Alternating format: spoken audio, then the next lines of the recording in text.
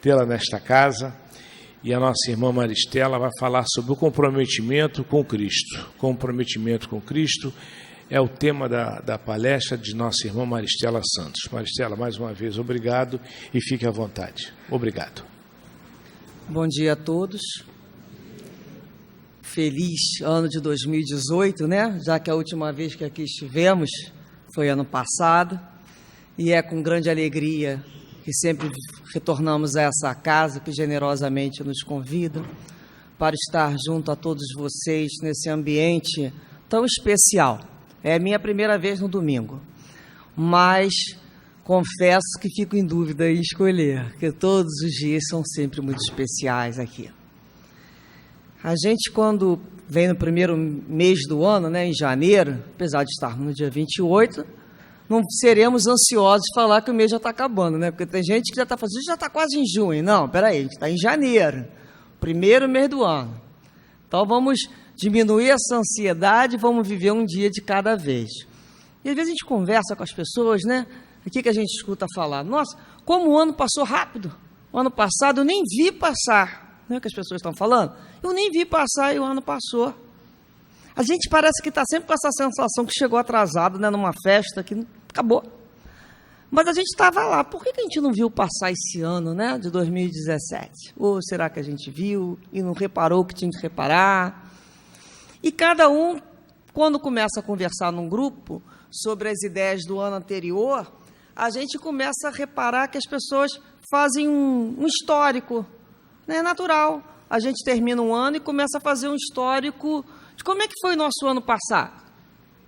É um momento de reflexão. Chega o finalzinho do ano e vai a entrada do outro. É natural que a gente pare e observe. O que eu fiz de ano passado dos meus objetivos? Quantos dali eu cumpri? Que a gente geralmente faz tem que seja uma listinha, mas uma listinha mental, principalmente as mulheres têm, né? Tem uma listinha que tem umas coisas que são rescindentes. Esse ano eu prometo, né?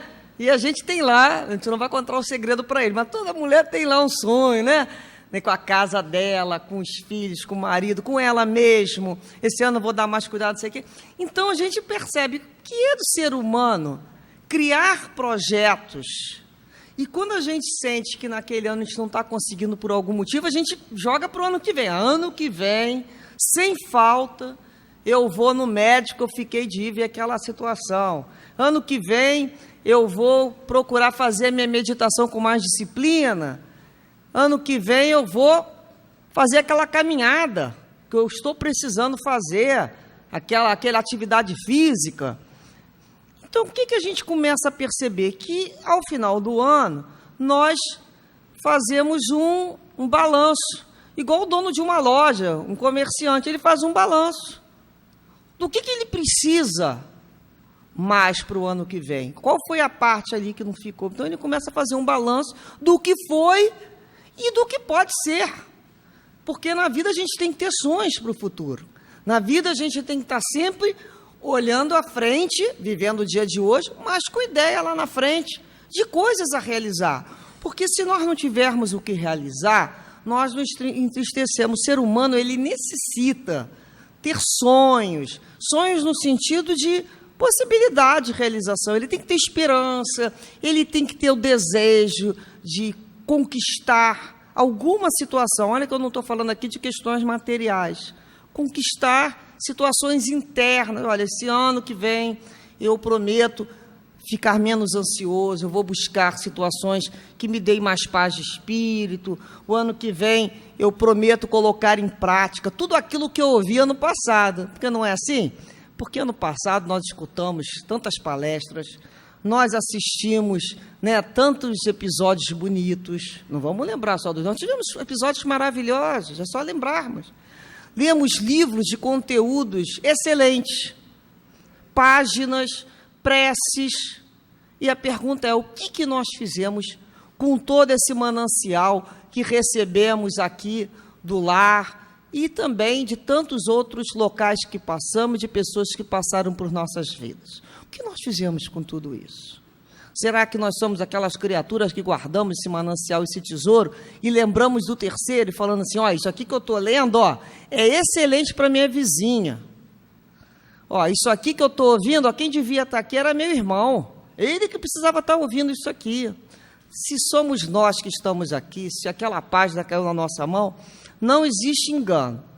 É para a gente mesmo, né? A gente tem que sempre pensar assim, isso é para mim mesmo, isso me serve em quê? Como é que eu posso utilizar isso? Será que realmente eu tenho essa conquista? Porque às vezes nós acreditamos termos conquista porque ainda não temos.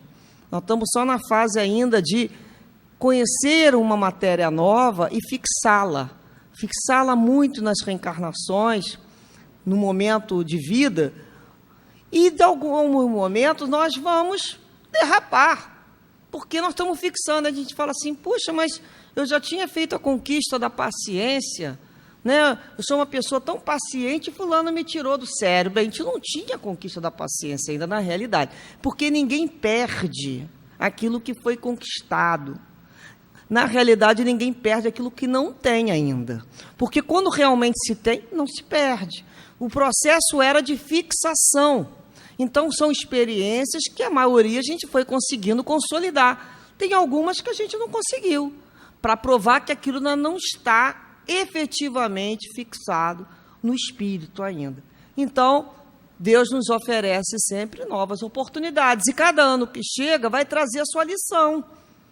Cada ano que nos apresenta, ela vem com o bojo da lição que o aluno precisa tirar aquele ano. Será no setor da saúde? O que esse ano me aguarda? É o setor da saúde que eu vou ter que aprender a lidar? É o setor com a família, com o filho, com a esposa, com o marido, com os pais? Né? Que setor é esse? É na área de trabalho, que eu vou ter que desenvolver mais resistência, mais disciplina? Então, a vida, o tempo todo, nos convoca inúmeras lições durante todo um ano. E a gente pensa que não está em lição. Estamos todos em lições. E a gente fala, por que isso? Não, para que isso está acontecendo na minha vida? Isso está me buscando para apresentar a minha dificuldade nesse setor. Olha como é que eu tenho que estar atento. Ó, a situação está acontecendo, está me tirando do meu equilíbrio. Então, eu tenho que dar mais atenção a ela. Eu não posso mais simplesmente reagir como eu reagia das outras vezes. Hoje eu sou uma outra pessoa. Claro que nós somos outras pessoas. Depois de passarmos por inúmeros locais, do qual foram conquistando nossos corações de alguma maneira, essas noções, essas lições, foram adentrando o nosso ser. Nós não somos aqui, né, paredes, 10 paredes têm ouvido, nós também.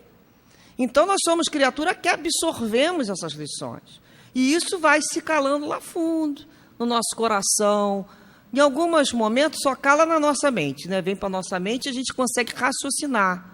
Mas vai chegando um momento de aprofundamento, de maturidade espiritual, que essas lições, elas vão penetrando cada vez mais fundo, até o ponto de chegar ao coração. Olha, vocês querem ver uma coisa? A gente fala assim, você sabe o que é neve? Eu sei, eu já vi uma fotografia de neve. Neve é aquele negocinho branquinho, que se eu abrir lá o congelador lá de cá, deve ser aquilo ali. Mas enquanto a gente não conhece a neve, efetivamente, a gente tem uma ideia do que seja. E depois vai descobrir que quem mora naquele local tem vários tipos de neve, a gente acha que só tem um. E quem mora nesses lugares tem um nome para cada tipo de neve. Como aqui nós temos, desde de uma garoa até um temporal, e é tudo chuva. Eles também têm nomenclaturas que sabem se comunicar. Então a gente fala que conhece pelo fato de ter lido, ter visto uma gravura, uma foto, mas a gente não conhece efetivamente ainda. Então, assim são as lições. Muitas vezes elas estão estampadas, figuradas só no nosso cérebro. Nós somos criaturas inteligentes. Então, a gente fala sobre aquilo, a gente dá lição para os outros, a gente diz que sabe, e na hora que vai vivenciar a situação, muitas vezes a gente percebe que não tinha conhecimento daquilo. Por quê? Porque aquilo não aprofundou no nosso coração. Então, esses conhecimentos, eles passam pelo nosso cérebro e têm que ser aquecidos no nosso coração. Que a gente fala assim, pô, eu conheço disso. Eu já, né? A gente pode falar que já viveu uma dor quando viveu a dor.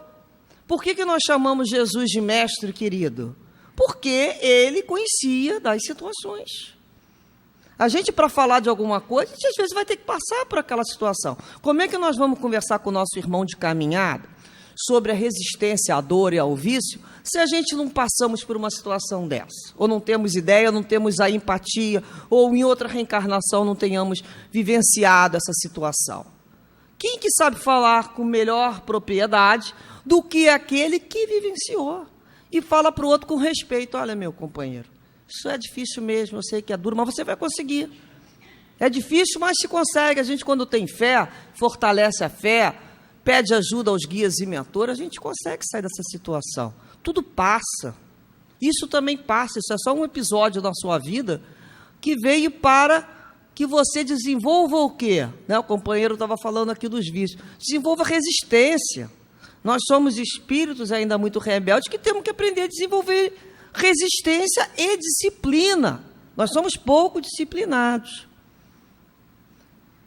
Então, a gente cobra muito dos outros e, às vezes, a gente esquece de cobrar nós mesmos. Ou cobramos de nós de uma forma equivocada, ou cobramos da gente de uma pressão a tal ponto que a criatura mesmo não se suporta mais, e a gente fala que entra no famoso parafuso, né? Porque é pressão excessiva e não se constrói nada.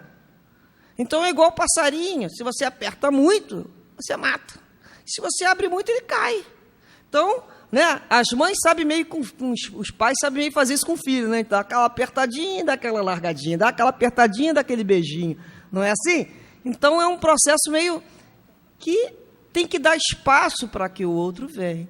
E a gente fica pensando nessa disciplina e na questão que a gente está falando aqui, não só da nossa disciplina, da nossa resistência e do nosso comprometimento com a vida. É o momento de falarmos assim: espera aí, um novo ano está iniciando. Eu venho numa casa dessa, os conhecimentos passam pelo meu cérebro, mas chegaram ao momento de, além de me sensibilizar, chegar no meu coração, já entrou num processo de eu me conscientizar que esse assunto me diz respeito, que eu passei por essa dor, que nessa casa aqui eu recebi tanto socorro, recebi tanta ajuda, e eu vou ficar assim, com as mãos para o alto o tempo todo pedindo mais, mais, mais? Será que não está na hora desse conhecimento que saiu aqui do cérebro, que foi aquecido no coração? Ele agora vai fazer o quê? Ele tem que sair. Ele passa por mim e sai. Isso é uma energia, tudo vibra, tudo movimento. E assim ele vai sair por onde? Pelas minhas mãos, pelo meu olhar, pela minha boca, pelos meus ouvidos. Sai tudo de mim. Sai no sentido de se transformar em obras. Porque senão vamos ser aquelas criaturas com uma cultura, seja evangélica, espírita, seja o que for que quisermos aprender, mas culto, mas sem prática. Nós precisamos colocar isso na prática. Então, já tivemos o momento de aqui chegarmos com as mãos pedindo, as mãos implorando ajuda. Mas já podemos, enquanto pedimos ajuda, que nós estamos sempre pedindo ajuda, lógico, mas já podemos utilizar essa mão para também ajudar o outro. Deus ajuda o homem pelo próprio homem. Então, é um momento que a gente começa já a ficar sem graça, não é mesmo? A gente fala assim: poxa, mas eu só peço, será que já não está na hora, né, de eu começar a oferecer o que eu tenho de bom? Todos nós temos alguma coisa para oferecer de bom, alguma coisa que seja nossa. O que nós temos nosso de melhor para oferecer? A nossa boa vontade de cada dia. Se nós oferecermos a nossa boa vontade de cada dia, tenhamos certeza que seremos excelentes colaboradores e cooperadores de uma falange de trabalhadores, sempre. E aquele que trabalha, ele não é deixado, né, ao relento. Nós chegamos um momento que começamos a ter desejo de participar de uma obra. Não só mais como aquelas criaturas que estão, né, igual passarinho com o biquinho aberto. A gente fala assim: pô, o que tem aqui para eu ajudar? Não é possível que não tenha alguma coisa para eu fazer. Tem alguma vassoura aí para eu varrer algum canto? Não é escolher serviço. Tem alguma coisa que eu posso botar uma água? Tem uma cadeira para eu arrumar? Por que esse desejo? Que é próprio do ser humano participar. Oferecer como agradecimento por tudo aquilo que recebeu. Você imagina um filho ou um neto muito agradecido a gente por alguma coisa que a gente tem, fica do nosso lado aqui sentado o tempo todo. Obrigado, obrigado, obrigado. O que a gente fala para ele? Eu falaria, meu filho, levanta, vai lavar a louça, já que você quer me agradecer tanto.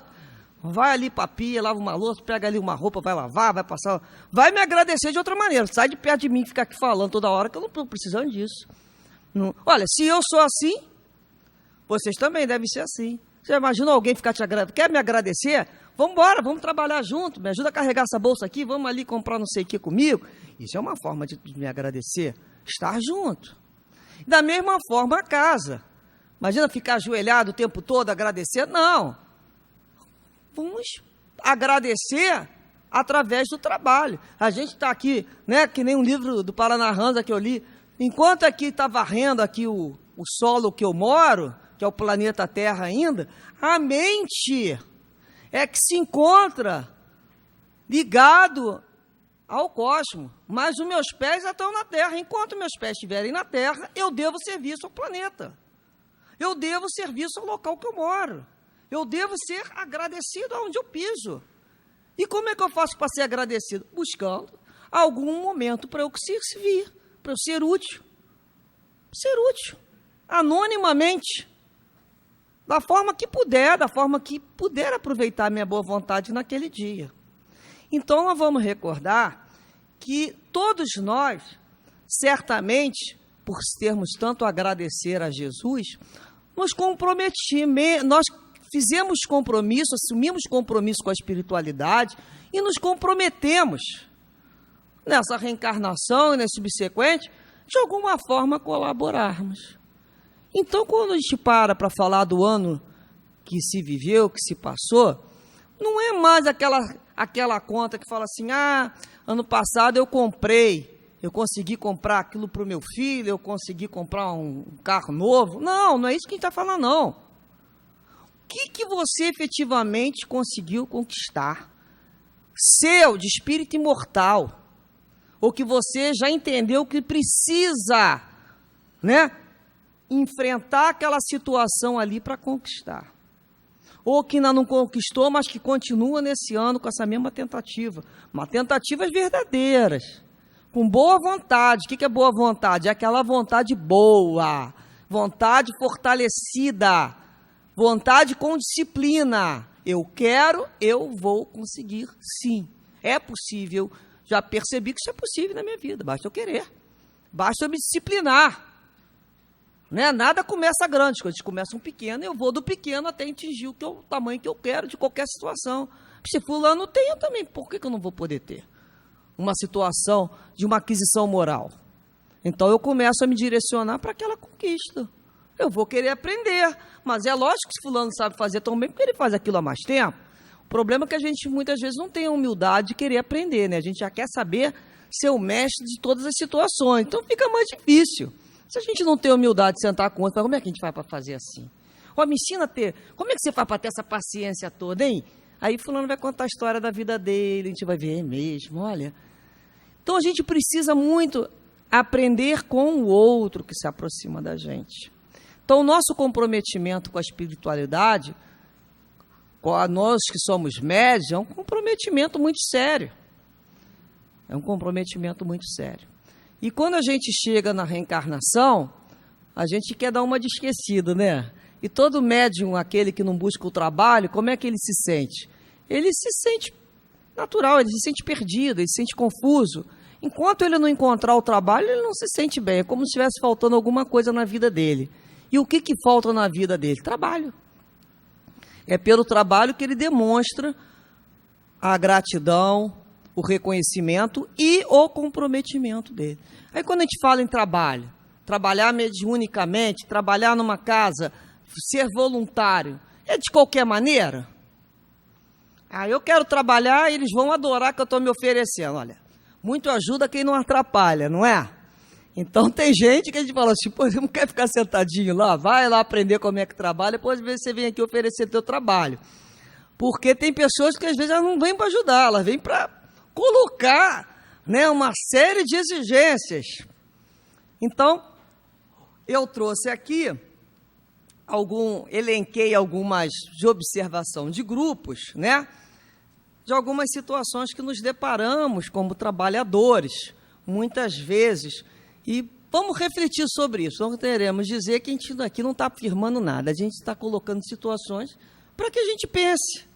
Como é que a gente pode efetivamente trabalhar sem causar maiores problemas? Sermos bons trabalhadores com a espiritualidade.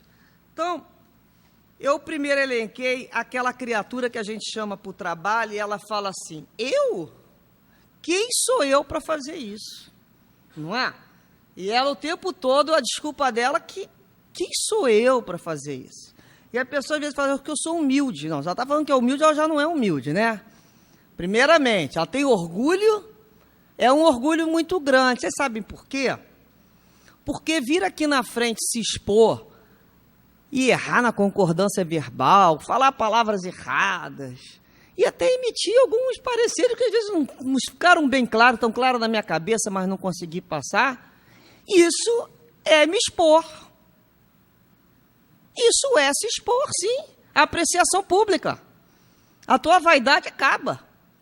Ou vocês acreditam que todos nos olham com benevolência e compreensão, levando em conta o esforço que a pessoa que vem aqui na frente está fazendo? Não. As pessoas, muitas vezes, criticam, não é? E ela, como é que fulano fala? Ih, fulano faz um estudo chato, e o outro é não sei como, e aquele outro que vem ali. A gente, às vezes, quer saber o esforço que aquela criatura está fazendo para estar ali. O que ela teve que vencer dentro dela, das vergonhas, das inseguranças, das suas próprias fragilidades, para entender que ela não está falando dela. Ela está falando de um remédio que lhe fez muito bem. Quando a gente toma um remédio que fez muito bem, o que a gente tem vontade de fazer? Dizer para o outro, olha, isso aqui é muito bom. Eu não sei falar melhor, só sei te dizer dessa maneira. Tem um pouquinho de boa vontade comigo? Me pediram para fazer isso. Se pedirem para fazer outra coisa, eu faço. Então, quem sou eu para fazer alguma coisa? Eu sou alguém que não sei fazer, mas que me disponho a aprender com aquele que queria me ensinar. Se você tiver um pouquinho de paciência, eu aprendo. Olha, eu só sei fazer até aqui, tá bom para ti? Então, quem sou eu? Eu sou alguém que pode aprender. Eu ainda não sei, eu estou te deixando claro, mas se você tiver paciência e alguém para me ensinar o que eu faço, qual livro que eu leio, quem que eu tenho que observar, então me coloca, porque eu vou aceitar essa tarefa. Vamos, mas não para pegar imediato, vamos aos poucos. Então eu sou alguém numa casa que posso aprender a fazer coisas novas também. Aquilo que eu sei fazer de cor e salteado, mas por que não mudar, né, algumas atividades, fazer aquilo que a gente não sabe? Para poder sentar junto ao outro e aprender. Como é bom a gente ter o espírito de aprendiz, não é mesmo? Enquanto tem aquela criatura que quem sou eu para fazer isso, tem o lado extremo. É aquele que se acha o bom demais para fazer aquilo. Não é? É aquela criatura que fala assim, pô, me ofereci para o trabalho, a pessoa pediu para eu arrumar copinho d'água, logo eu. Não tem gente que é assim? Bom, mas ele é bom demais. Ele está pronto para trabalhar, contanto que seja aquele trabalho que venha com letreiros. Ele não é um bom trabalhador. Ele ainda não é bom trabalhador. Ele ainda não entendeu que o bom trabalhador é aquele que chega lá na nossa casa, quando a gente convida alguém para ajudar a gente, né, a gente vai fazer uma festa. Fulano, passa vem cá para me ajudar. Aí fulano chega na nossa casa e fala assim, chegam duas criaturas na nossa casa. Uma fala assim, eu vim aqui para te ajudar, mas eu só enxugo louças rosa. Eu vim para te ajudar, mas só para enxugar a louça rosa. É o especialista. Pô, mas eu não tenho louça rosa. Ele veio para fazer o quê aqui? Ou então tem um prato rosa, o resto meus são todos azuis. Aí chega um outro, fala assim, vim aqui para te ajudar. Onde é que você quer que eu ajude? Não, mas em que setor? Onde você precisar, quer que eu lave um banheiro? Então a gente começa a entender, né? A gente vai lembrar de Chico Xavier, falando que o bom trabalhador, Emmanuel falou para ele, tanto é aquele que lida com livro, como aquele que lida com vaso sanitário. É aquele trabalhador que se coloca à disposição do trabalho, aonde ele for útil naquele dia. Nós aqui não somos especialistas. Às vezes naquele dia estão precisando que eu passe uma vassoura ali, ou naquele canto ali. Eu não veio o camarada aquele dia, por que eu não posso? Eu estou aqui me colocando como trabalho e não especialista. Então a gente começa a perceber como é que é essa noção de oferecer ajuda.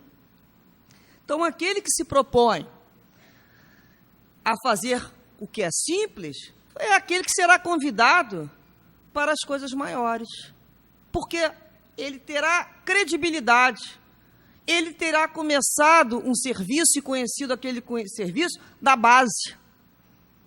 As pessoas não querem começar da base, as pessoas igual aquele filósofo nosso, jogador, que fala, o camarada chegou no ônibus e já quer sentar na janelinha, né?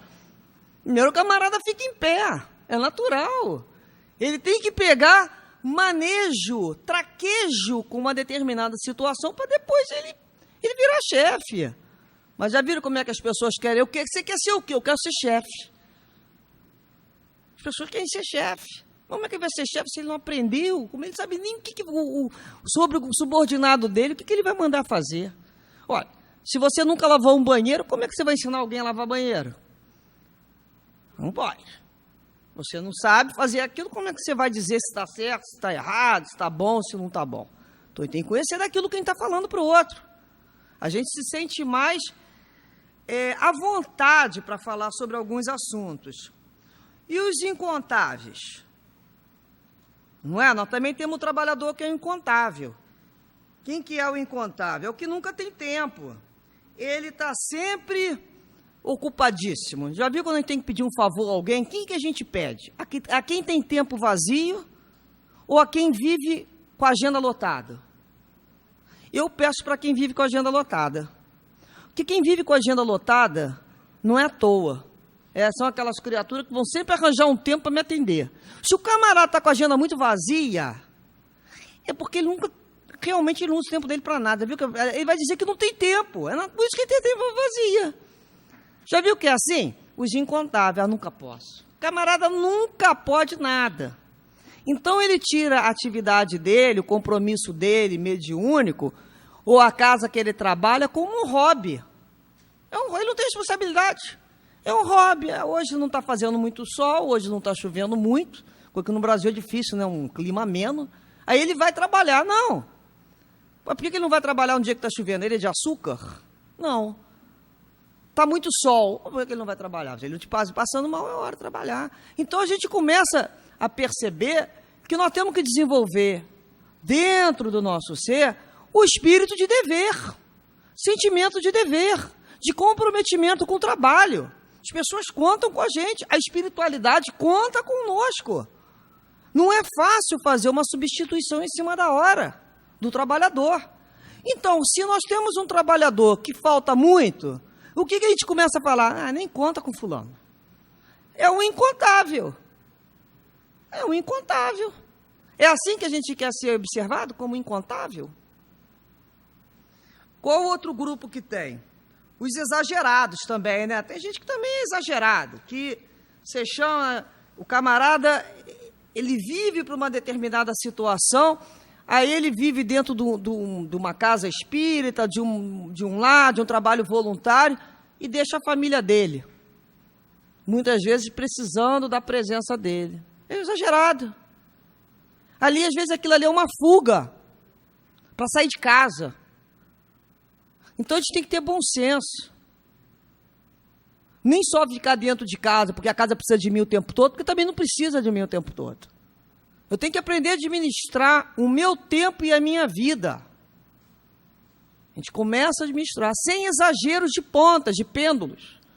A gente começa a buscar, né, o famoso equilíbrio, o famoso caminho do meio. Espera aí, já tem 24 horas, meu dia não é menor do que o de ninguém. Fulano também tem atividades como eu tenho, trabalha, tem filho, tem casa, tem conta, tem tudo que tem o trânsito, tem o calor, tem a chuva. Então, o que me faz ser especial mais do que fulano? Nada. Então, sou eu que tenho que aprender a organizar e ter mais responsabilidade, sentimento de dever, de compromisso com aquilo que eu disse que estaria. Isso é muito importante, porque a gente vai, junto à espiritualidade, passando a ter uma coisa que chama credibilidade com o plano espiritual. Então, qual tipo de espírito que trabalha com a gente? Depende. Depende, você não tem credibilidade. Se você é um ausente, deve estar trabalhando com a gente um espírito desse tipo também, um estagiário aí que vem uma vez por outra, que ainda não se comprometeu com o trabalho. Então, às vezes, a gente tem que saber com o que a gente está querendo ser percebido no trabalho espiritualmente, tá? Não é visivelmente, com a nossa consciência, com os nossos compromissos internos. Os sobrecarregados. Quem são os sobrecarregados no trabalho? É aquele que entende o trabalho como um peso, né? Olha, carrego aquela casa nas costas. Tem gente que fala, meu filho, por que você carrega as casas nas costas? Você não aprendeu ainda a dividir tarefa? Né? Lá em casa tudo é comigo. Todo mundo, encosta aqui. Encosta porque deixa, não é não? Na minha eu dou logo uma sacudida assim, boto todo mundo para capinar, sai do meu chapéu. Sai da aba. Então também, se o outro encosta, é porque alguém está com algum interesse naquilo ali, de manter aquela situação de vítima. Em qualquer trabalho que a gente comece a chegar numa sala, fulano é sobrecarregado demais, tem alguma coisa que não está funcionando. Ninguém é para ser sobrecarregado dessa maneira. Às vezes é uma criatura que não sabe dividir tarefa, que não sabe descentralizar, que tudo só ela sabe fazer, só ela entende, só ela é perfeita, só ela... então ela vai ficar sozinha, ué. Aproveita, né, que a gente fala, aproveita e bota meu nome nesse trabalho aí. Fulano vai fazer tudo. A gente tenta ajudar, não. Você não sabe fazer, deixa que eu faço. Então, aí depois vai falar que está sobrecarregado? Não, são pessoas que não aprenderam a agregar trabalhador ao seu lado. São criaturas que não aprenderam ainda a trabalhar com o outro, na lógica do outro também. O outro, para ser certo, não tem que trabalhar, lavar a louça do jeito que eu lavo, enxugar do jeito que eu enxugo, não. Eu tenho que permitir um espaço para que o outro seja criativo e bote lá do jeito dele. Não tem uma única maneira de coisa ser feita. Isso não existe. A vida, né, nos oferece trilhas, não trilho. Trilha é uma coisa apertada. A trilha não. Meu filho, anda dentro dessa trilha aí. É do ser humano criar, renovar a maneira de fazer alguma coisa. Então, o sobrecarregado é aquele que ainda não entendeu que o trabalho não é um dever. Não é pesado. Trabalho não é dever, trabalho é direito adquirido. Nós já temos o direito de estarmos nesse trabalho. Olha como é que a gente passa a ver diferente. Eu sou obrigada a ir lá, porque eu me comprometi, né? Mostra aquele peso. Eu tenho dever, eu sou um devedor. Não. Isso aqui, trabalhar com uma falange boa dessa é o direito que você conquistou. Mas que não é obrigado, não. Porque não tem ninguém obrigado, não vai acontecer nada, não. É um direito. Quando a gente começar a entender que isso é um direito, é um direito que eu adquiri, de poder estar junto com os bons. Olha, eu quero estar ali naquele grupo. Olha que vibração gostosa. Olha que banquete. Enquanto as pessoas estão na rua reclamando que estão aturdidas, poxa, eu estou num local desse, podendo trabalhar com a espiritualidade ao meu lado assim, olha que direito que eu já tenho. Eu já sei fazer escolhas para a minha alma.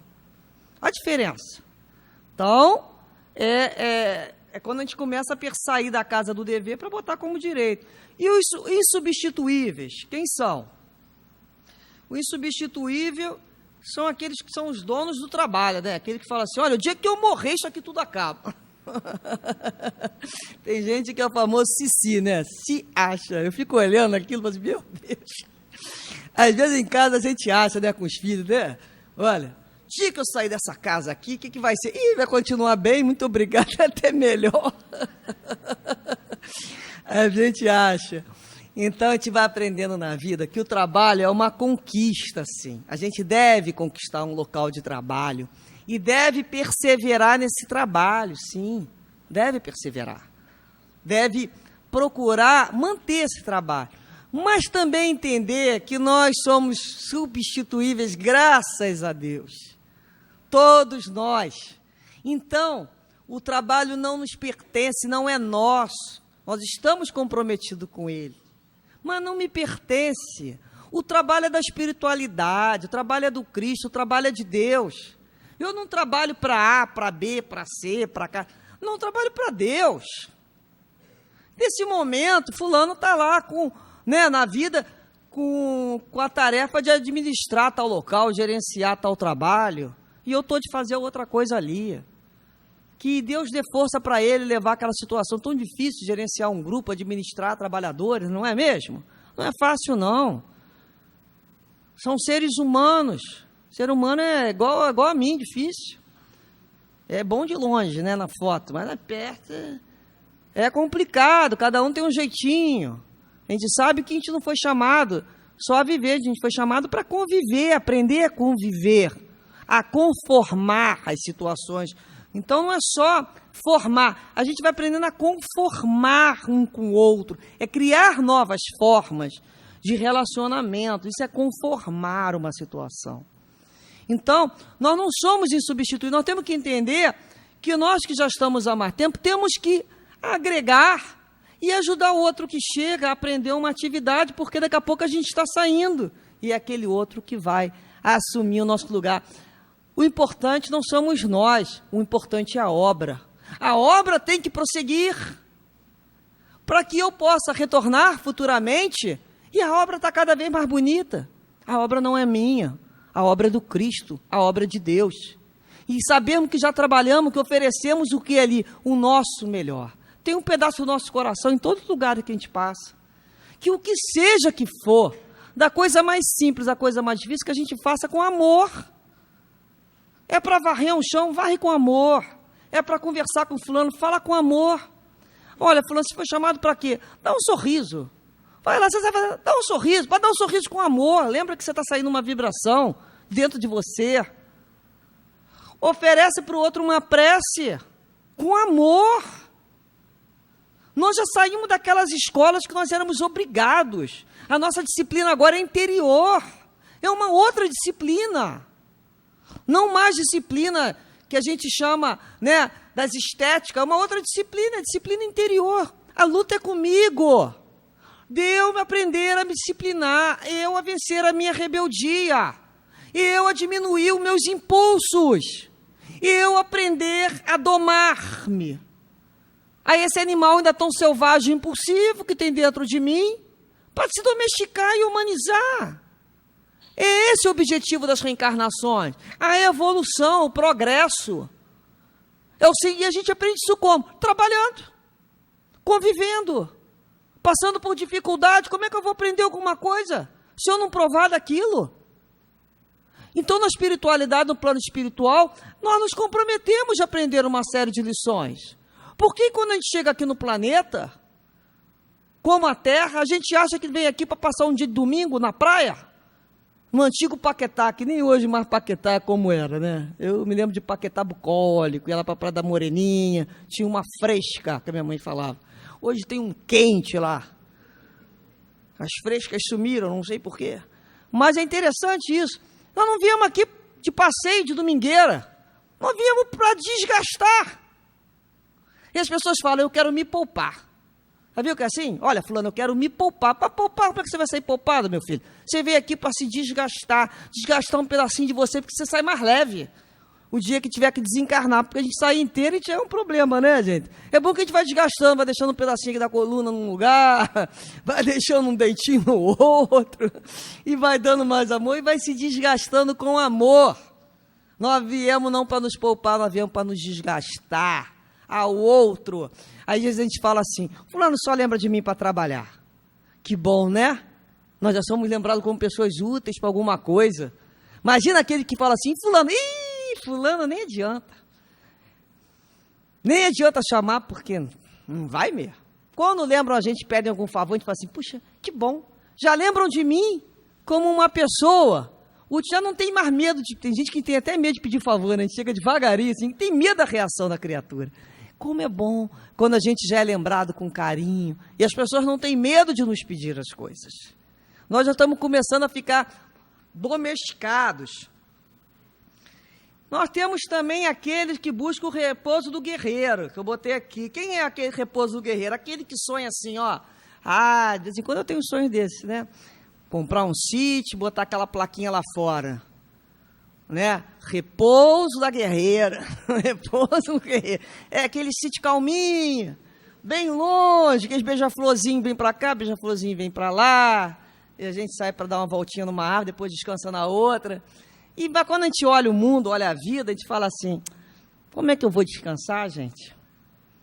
Como é que a gente pode descansar quando a gente lembra de Jesus falando, meu Pai trabalha até hoje? Se o mais antigo do universo, o Criador, trabalha até hoje, eu quero descansar?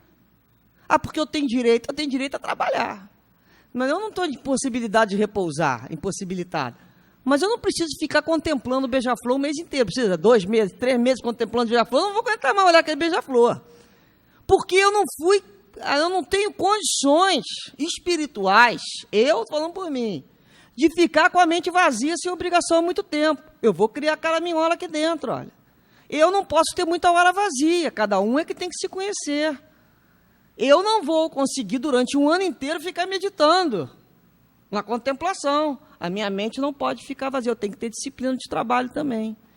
Eu preciso me conhecer. Então, cada um tem que se conhecer, porque a gente não pode caminhar sem saber para onde vai.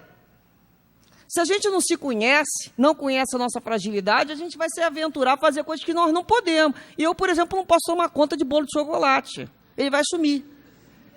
Então, eu nem chego perto dele. Ah, porque você tem medo dele? Não, eu tenho respeito por aquilo que eu não conquistei. Eu não sei viver perto de uma coisa de chocolate sem consumi-la. Então, eu mantenho a distância. Mas você tem vergonha? Não, eu confesso, qual é o problema? E tem outras coisas que vocês nem queiram saber. Então, a gente tem que conhecer a nossa fragilidade para saber onde é que se mete. Com o que eu posso enfrentar. Então, eu não tenho condições de ficar contemplando com a cabeça, com mente elevada, mais de tantos dias, mais de um mês. Eu vou me perturbar. Então, eu tenho que estar no trabalho. E a casa nos oferece o trabalho na medida correta. Olha quantas possibilidades de trabalho essa casa aqui oferece. Fulano, você gosta de trabalhar com o quê? Também tem criança, tem idoso, tem gestante, tem o outro que está precisando dessa ajuda. Nossa, quanta quantidade, nenhuma se adaptou. Aí a gente começa a achar que tem alguma coisa que fulano está precisando trabalhar com os anjos, né? Mas os anjos não estão querendo a gente ainda. Então ele tem que trabalhar com aquele ser humano complicado como eu. Que às vezes o outro bota só problema, né? Mas vou trabalhar com fulano. Ah, fulano é problemático. E Cicrano? Ah, Cicrano também é muito chatinho. E o outro? Não. Bem, então ele está querendo trabalhar com anjo. Os anjos não estão aqui, então, a menos que ele queira desencarnar agora. Mas também os anjos não querem ele. Já viu que os anjos estão assim? Às vezes a gente fala assim, Senhor, me leva. Ele deve falar assim, minha filha, fica aí mesmo, que a gente te ajuda daí. Sobe não, porque a gente já tem trabalho demais. A gente é mais fácil ajudar aí mesmo. A gente vai dar uma força para você. Aí vão dando força para a gente melhora da coluna, a gente melhora do pulmão, vem melhorando. Porque para subir ainda não está, vai voltar para a fila. Então a gente vai pensando assim, onde é que eu posso ser útil? A casa está me ofertando possibilidade de crescer. Não podemos perder essa oportunidade. A casa oferece. Mas Gil é que tem que começar a discernir que aquilo é um direito, não é mais um dever. Nós também temos aqueles trabalhadores que são hoje intransigentes, limpador de para-brisa, não é mesmo? Aquele que a gente vai falar alguma coisa, ele, não. Fulano, e essa ideia? Não. Eu falo que é o limpador, pessimismo puro. Como é que ele trabalha assim? Como é que ele ajuda o outro a trabalhar? É intransigente. Ele não flexibiliza nada, ele não aprende a ouvir o outro, a ideia do outro. Vamos tentar ver como é que aquela ideia ali funciona, vamos experimentar. Então, a gente também tem que saber se a gente está conseguindo. Ninguém quer trabalhar comigo. Opa, tem alguma coisa estranha. Se ninguém quer trabalhar contigo, tem alguma coisa estranha. Será que você não está sendo muito inflexível? Muito duro? A nossa moral não precisa ser um bisturi na vida do outro, impiedoso. Existe o bálsamo, existe a anestesia. Então, ninguém aqui foi chamado para meter o bisturi no outro de uma forma descaridosa, não.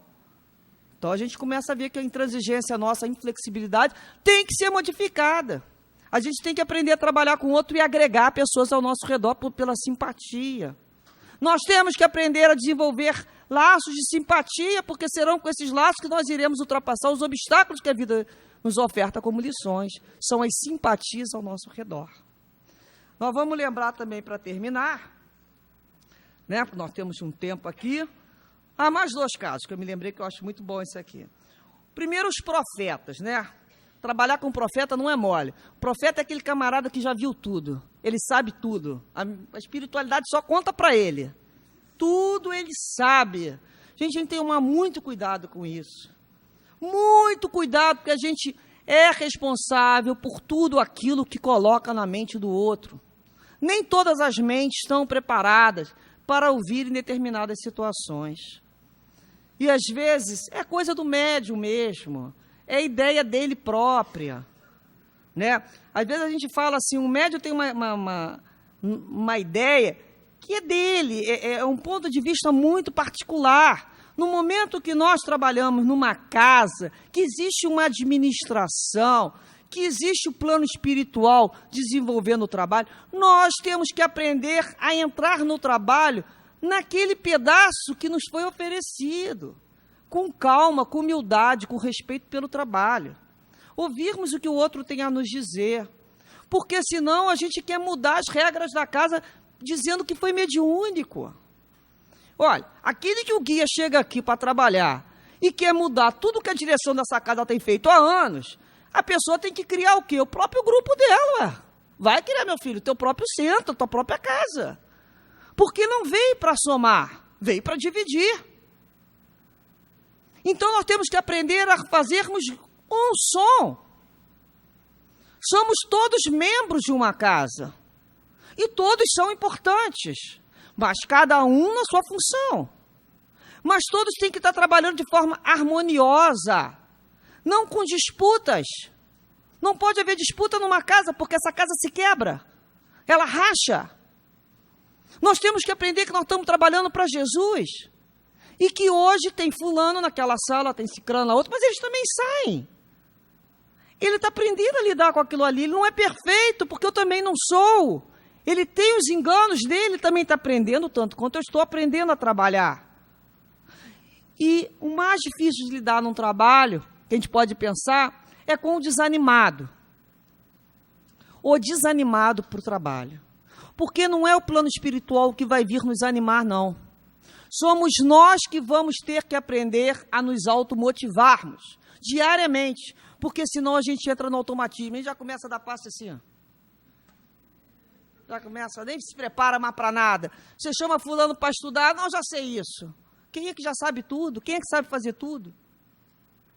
Ah, eu já dei não sei quantos mil passos, mas não está dando com amor. Então nós é que temos que aprender a nos automotivar. Todo dia, quando a gente sai para um trabalho, a gente tem que lembrar, hoje eu sou especial, hoje contam comigo.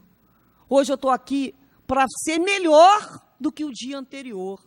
Eu vou dar mais amor, e na hora da prece eu vou vibrar com mais carinho. Eu vou não só pedir, não.